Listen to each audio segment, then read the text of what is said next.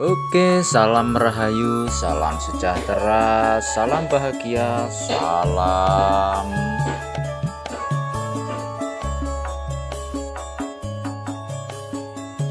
persaudaraan tanpa batas, dan semoga kalian semuanya dalam keadaan sehat walafiat dan banyak melimpah rezeki mengalir deras tanpa batas. Kali ini Wong Luyur Channel 99 akan menceritakan tentang sedikit sejarah di Puncak 29 area Kudus, Jawa Tengah. Sebelum itu, jangan lupa dukung channel Wong Luyur 99 dengan cara ketik tombol subscribe, like, komen, dan share-nya agar supaya terus berkembang lebih baik lagi. Oke, langsung saja kita menceritakan sejarah Puncak Songolikur. Puncak Sabto Renggo atau disebut juga Puncak Songolikur adalah puncak tertinggi di Gunung Muria, Jawa Tengah dengan ketinggian 1602 meter. Puncak ini termasuk dalam wilayah administratif Desa Rahtau, Gebog, Kabupaten Kudus, Jawa Tengah. Selain menjadi puncak yang menarik perhatian setiap pecinta alam untuk mendakinya, juga menjadi tempat tujuan bagi para pencari berkah dan pelaku spiritual utamanya pada setiap bulan Sura atau bulan Muharram. Terdapat dua rute pendakian yang dapat ditempuh. Untuk mencapai Puncak Songolikur, rute tersebut adalah melalui pos pendakian di Semliro, Desa Rahtau, Gebog, Kabupaten Kudus, melalui pos di Desa Tempur Kling, Kabupaten Jepara. Wukir Rahtau adalah sebuah gunung yang terletak berdampingan dengan Gunung Muria. Dahulu kala konon katanya di Puncak Rahtau, yaitu Puncak Songolikur, adalah pusat pertapaan para dewa yang selalu memberikan kedamaian dan rahmat di bumi. Wisata Pegunungan Rahtau merupakan suatu tempat yang terletak di kaki Gunung Muria sekitar 20 km dari kota Kudus yang terletak di Desa Rahtau, Kecamatan Gebog. Rahtau ini memiliki pemandangan yang indah karena letaknya yang dikelilingi deretan pegunungan dan sungai-sungai yang masih jernih. Mata air di sungai Kali Kelis berasal dari Rahtau ini. Kawasan ini sangat cocok bagi para pelajar, remaja, serta muda-mudi yang berhobi mendaki gunung. Dapat menyusuri jalan setapak menjelajahi medan pegunungan Rahtau untuk menaklukkan Puncak Songolikur.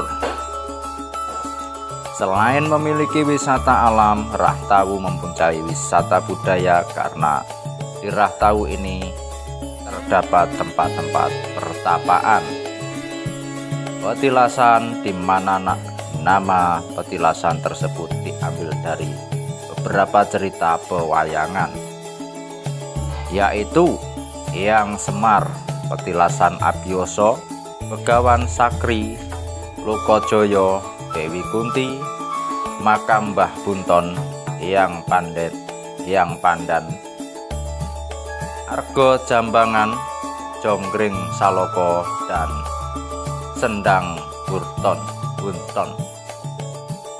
Rahtau yang hawa dingin dan jauh dari keramaian merupakan daya tarik bagi yang suka lagu prihatin.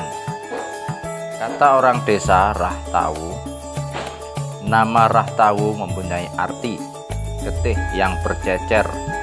Bahasa Jawa, kalau Indonesia, darah yang bercecer.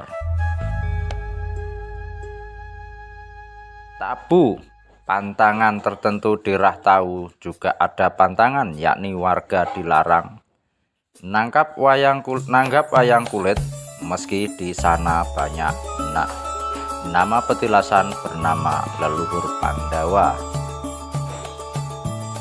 Bila dilanggar, yang disangkutan terkena bencana. Jadi kalau ada warga punya hajat paling nanggap tayub, jogetan tradisional di daerah Pantura, Jawa Tengah. Prosesi ritual itu dikatakan sebagai tradisi warga Rahtawu yang berjalan turun maksudnya untuk memanjatkan doa kepada Tuhan dan minta keselamatan agar hasil bumi lebih banyak dari tahun lalu. Rahtawu memang menyimpan banyak misteri dan seharusnya baik ilmuwan,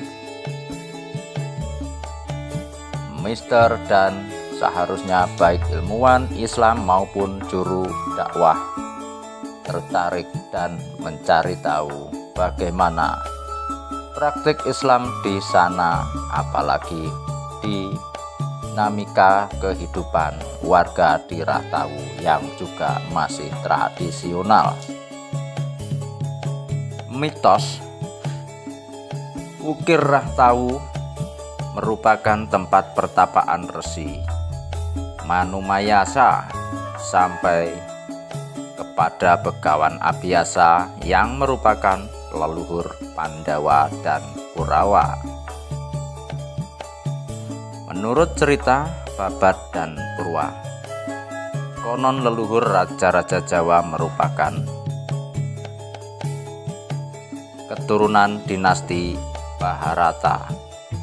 Di Rahtawu terdapat banyak petilasan pertapaan yang diyakini dahulu kala memang benar-benar merupakan tempat bertapanya para suci, yang oleh penduduk setempat disebut Eyang, diantaranya Eyang Sakri, Batara Sakri di desa Rahtawu, Eyang Pikulo Narada dan Batara Guru di Jonggring Saloko, Dukuh Semliro desa Rahtawu, Eyang Abiyasa dan Eyang Palasara, dulu puncak gunung Abiyasa dan yang menyebut Sapta Arga, Eyang Manik Manumayasa, Eyang Puntadewa, Eyang Nakula Sadewa di lereng gunung Songolikur. Di puncaknya tempat pertapaan yang Sang Hyang Wening dan sedikit ke bawah pertapaan Eyang Ismaya. Eyang Sakutrem disendang di kaki gunung Sangalikur sebelah timur. Eyang Lokajaya, guru spiritual kejawen Sunan Kalijaga, menurut dongeng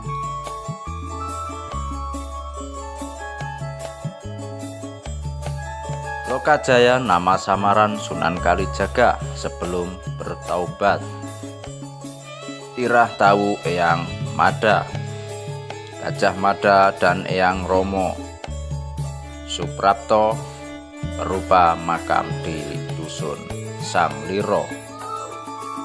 Semua petilasan kecuali makam Eyang Mada merupakan batu datar yang diperkirakan sebagai tempat duduk ketika bertapa, meditasi atau semedi.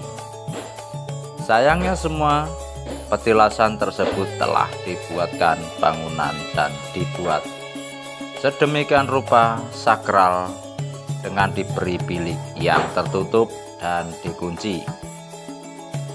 Pembukaan tutup dilakukan setiap bulan Suro Muharram tanggal 1 sampai dengan 10. Di setiap petilasan dibuatkan suatu bilik khusus untuk melakukan ritual sesaji dengan bunga dan pembakaran dupa. Juga disediakan suatu ruangan cukup luas untuk para pengunjung beristirahat dan menunggu giliran untuk melakukan ritual sesaji maupun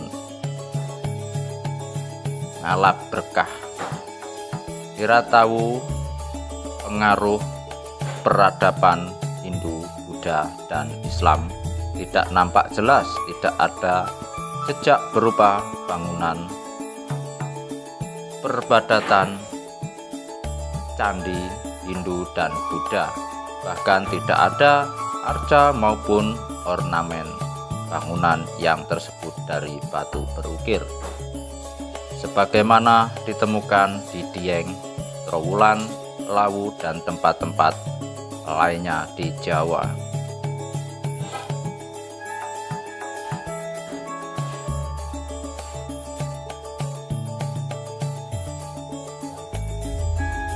Bangunan peribadatan berupa masjid ataupun langgar, mushola, merupakan bangunan baru buatan zaman ini, maka sesungguhnya mengundang suatu pemikiran situs peradaban apakah di Ratawu tersebut.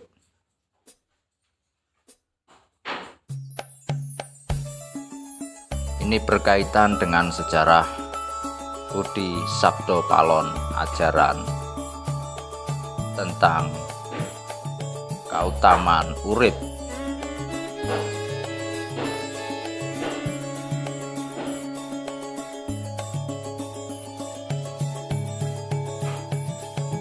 Meskipun semua petilasan pertapaan berkaitan dengan nama-nama tokoh pewayangan Mahabharata Hindu,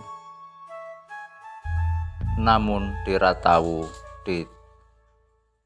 ditabuhkan untuk mengadakan pagelaran wayang. Konon cerita para penduduk setempat pernah ada yang melanggar larangan tersebut, maka datang bencana angin ribut yang menghancurkan rumah dan dukuh yang mengadakan pagelaran wayang tersebut.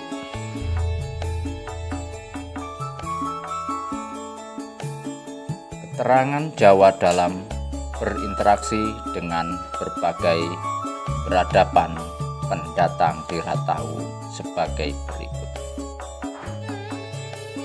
Di puncak tertinggi Gunung Songolikur adalah petilasan.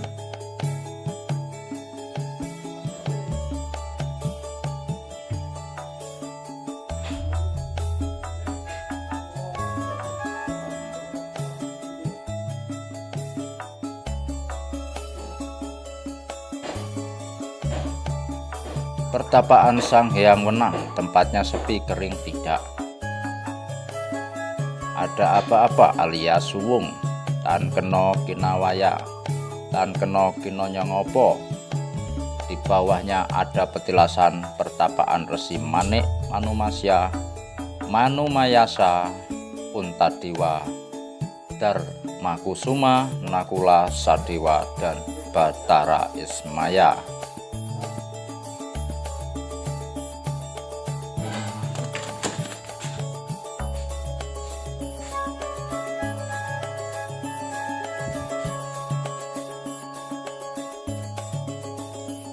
Tokoh-tokoh tersebut merupakan simbol personifikasi manusia, titisan dewa yang berwatak selalu menjalankan laku damai pengabdian kepada Hyang Maha Agung, atau mengajarkan laku urip yang religius. Sang Hyang Wenang merupakan salah satu nama dari sesembahan realitas tertinggi Jawa. Bathara Ismaya merupakan derivat Tajali Esmansi, awal dari Sang Hyang Wenang, menggambarkan cangkok atau emban. Plasmana kalau dibaratkan pada sel hidup. Yang Manik Manuyasa kiranya merupakan nama lain dari Bathara Manikmaya yang juga merupakan derivat Aljemansi, awal Sang Hyang Wenang, menggambarkan kembang pertama atau wiji benih. Inti kalau diibaratkan sel hidup. Sel hidup selalu terdiri dari inti dan plasma yang tidak bisa dipisahkan. Demikian pula kiranya konsep Jawa tentang urip selalu terdiri dari Manikmaya dan Ismaya yang juga tidak bisa dipisahkan. Puntadewa dan Nakula. Sadewa adalah 3 satria Pandawa yang tidak pernah berperang. 1. Puntadewa simbol kesabaran, 2. Nakula kecerdasan, dan 3. Sadewa kebijaksanaan. Bahkan kemudian dalam mitologi Jawa, Sadewa adalah satria yang mampu meruat Bathari Durga yang serba jahat menjadi Bathari Uma yang welas asih, yang sekarang berdiam di alas Krendo Wahana. Petilasan ketiga satria Pandawa tersebut ditempatkan di Gunung Songolikur di bawah Sang Hyang Wenang. Bathara Manikmaya dan Bathara Ismaya melambangkan bahwa kesempurnaan manusia di hadapan Tuhan. Sesembahan adalah kesadaran akan sejatining urip, yaitu yang merupakan gabungan Puntadewa, sabar, Nakula, cerdik, pandai, dan Sadewa, arif, bijaksana. Puncak kedua di Gunung Abhyasa merupakan petilasan pertapaan yang Abhyasa dan yang Palasyara. Keduanya merupakan maharsi yang tertinggi kawruhnya. Tempatnya juga sepi, kering, tidak ada apa-apa. Bahkan jalan menuju tempat itu hanya ada satu untuk naik dan turun melalui jalan yang sama. Sepertinya menyeratkan bahwa jalan menuju puncak ketinggian harkat spiritual manusia yang bisa dicapai adalah sebagai Resi Abhyasa dan Resi Palasyara yang hidup sunyi sepi, namun tidak meninggalkan keramaian dunia. Palasyara dan Abhyasa konon merupakan leluhur Pandawa, meskipun hidup sebagai resi pendeta, namun keduanya terlibat langsung dengan realitas hidup manusia di dunia. Di antara terlihat perkara seks dalam arti untuk generasi berketurunan manusia. Menurut ceritanya pula keduanya tidak menepati etika agama dalam hal bercinta asmara dan lebih kepada naluri alam lahyang. Terrekayasa oleh kebutuhan. Palasyara bercinta asmara dengan Dewi Lara Amis Durgandini di dalam perahu. Oleh akibat dorongan nafsu birahi keduanya hingga lahir Abhyasa. Baik dan saudara-saudaranya jahat. Abhyasa pun melakukan cinta asmara dengan janda adiknya. Oleh kebutuhan Hastinapura akan generasi penerus. Maka petilasan Palasara dan Abhyasa tidak dalam satu gunung. Dengan Sang Hyang Wenang mengandung maksud bahwa sesungguhnya untuk mencapai kesempurnaan harkat kemanusiaan bisa dicapai juga dengan memenuhi dharma sebagai manusia secara alamiah.